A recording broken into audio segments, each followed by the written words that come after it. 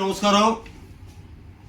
తిరుపతి అభ్యర్థి మన అన్నగారు ఆర్ని శ్రీనివాసులు అన్నగారిని అత్యధిక మెజార్టీతో మనం తిరుపతి నుంచి గెలిపించాలి. ఇంకేముంది, ఒక 13 రోజులు ఎలక్షన్స్ మనకి. కాబట్టి దేవుని దయ, వెంకటేశ్వర స్వామి దయ, ఆయన గెలిపించి మన అధ్యక్షుడికి మనం గిఫ్ట్గా ఇవ్వాలా. అర్థమైందా? ప్రతి ఒక్కరు మనం చెప్పేటప్పుడు ప్రతి ఒక్కరు గాజు గ్లాసు గుర్తుకు ఓటు వేయండి అని మనం చెప్పాలా. ఇటువంటి పిల్లలు చాలా యాక్టివ్గా ఉన్నారు ఈసారి మటుకు.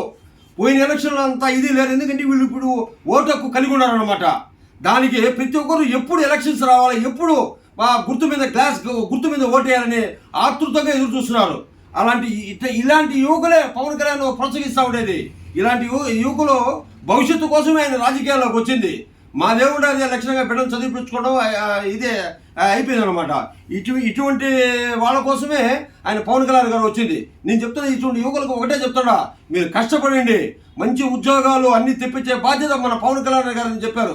కాబట్టి మన తిరుపతి అభ్యర్థి ఆర్ని శ్రీనివాసరావు గారిని అత్యధిక మెజార్టీ, నాకు తెలిసి మనం 50,000 మెజార్టీతో ఆయన మనం గెలిపించాలా.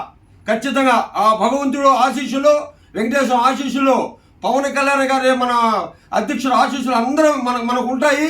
మనం భయపడకూడదు, ఎవరికి భయపడకూడదు. తప్పు చేయనంత వరకు ఎవరికి భయపడడం పర్లేదు. మనం పోరాడదాం. మన పవన్ కళ్యాణ్ గారికి తిరుపతిని ఎమ్మెల్యేగా ఆయనకి గిఫ్ట్ ఇద్దాం.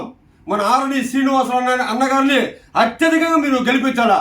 జై శ్రీరామ్, జై జనసేన, జై జనసేన.